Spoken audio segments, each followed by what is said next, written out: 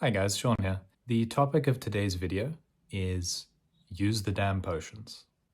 When I was younger, I used to play a lot of video games. I've loved video games my whole life. Many aspects of video games reflects real life.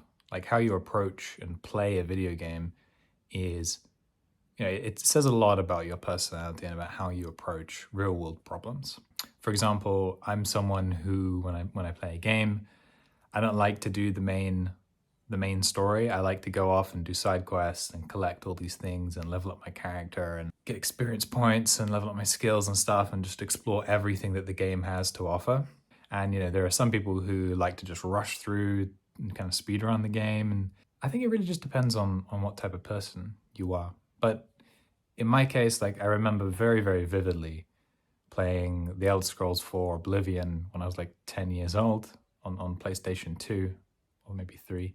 Yeah, like as soon as I got out of the tutorial, I would just run around the world collecting stuff, doing random side quests. For whatever reason, I would never use the potions. Like, the health potions that you collect and, you get them from enemies and from drops.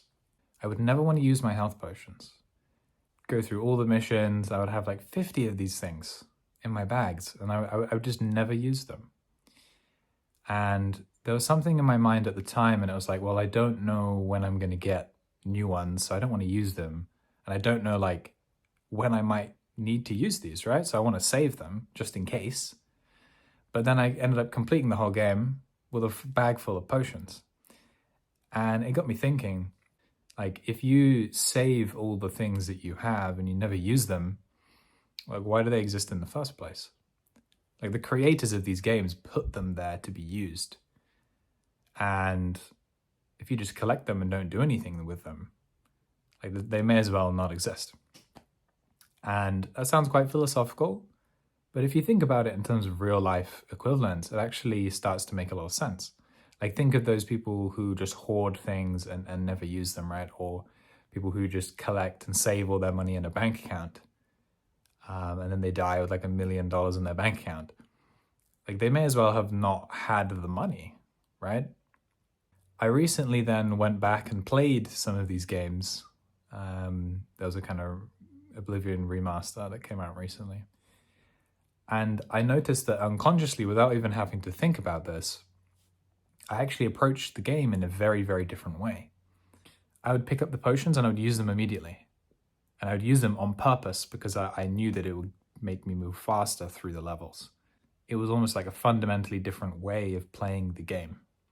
Like on the first hand, you have someone who you collect everything, have this scarcity mindset. You feel like you don't know when you might need it, so you save it. Whereas the second way of playing the game is you use everything almost immediately. You know that there's going to be more items in the game that you can pick up later and probably like better versions of them, right? So you don't worry about saving these tiny little health potions. You know you're going to get like really big ones later. So you use all the small health potions immediately so you can blast through the game and you just have a better time of it and you progress faster.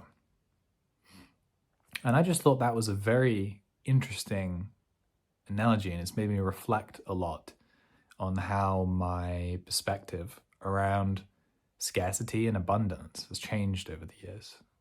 Because the reality is that there is an abundance of almost everything in life. There's an abundance of resources, there's an abundance of money, there's an abundance of food, right? There's an abundance of people, opportunities, relationships, everything, right? The only thing that's not abundant is time.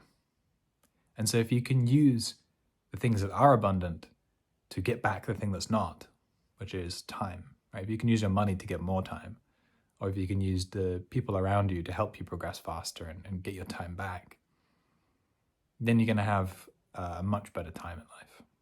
And so if you like this video, you can subscribe. And if not, that's fine.